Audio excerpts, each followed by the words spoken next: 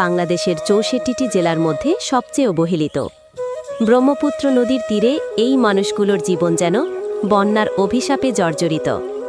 বছরে ৩ বার, কখনো ৪ বার বন্যা তাদের সব কেড়ে নেয়। তাদের কান্না কে শোনে? তাদের দুর্দশা কে দেখে?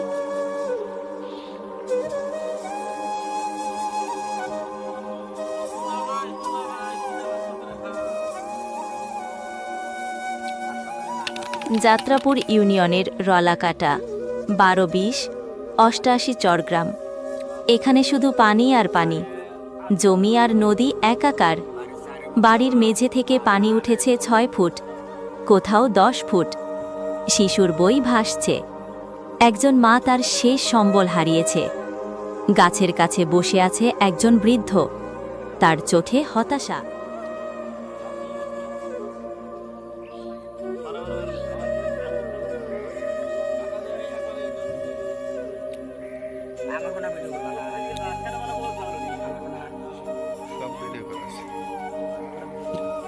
স্থানীয় মেম্বার বলছেন, সব শেষ, আমাদের আর কিছু নেই। বন্যার খরস্রোতা পানি জমি ভাঙছে। হাজার হাজার মানুষ বাস্তুহারা। তাদের পৈতৃক ভিটে নদীগর্ভে। ফসল ধ্বংস, জীবিকা বন্ধ। এই দুর্দশা যেন তাদের জীবনের স্থায়ী সঙ্গী।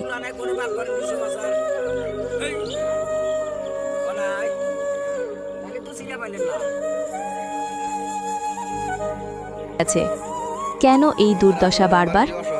কারণ অবহেলা আর স্থায়ী সমাধানের অভাব। কুড়িগ্রামের মানুষ আর ত্রাণ চায় না, তারা চায় ব্রহ্মপুত্রের ২ পাড়ে শক্তিশালী বাঁধ, নদীকে ১ থেকে ৩ কিলোমিটার চওড়া চ্যানেলে নিয়ে যাওয়া। এই বাঁধ ভাঙন থামাবে, হারানো জমি ফিরিয়ে দেবে।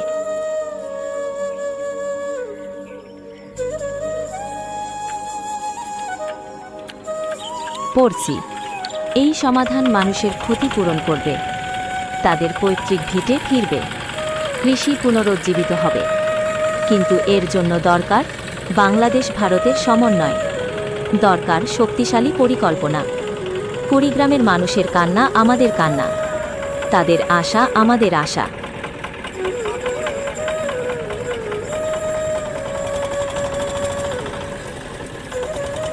আসুন আমরা একসঙ্গে কুড়িগ্রামের জন্য একটি নতুন সকাল আনি, যেখানে বন্যা আর স্বপ্ন কেড়ে নেবে না, যেখানে তারা তাদের জমি ফিরে পাবে, তাদের হাসি ফুটবে। ক্রেডিট, প্রতিবেদন ও ভিডিও পরিকল্পনা রুবেল আহমেদ রেক্স।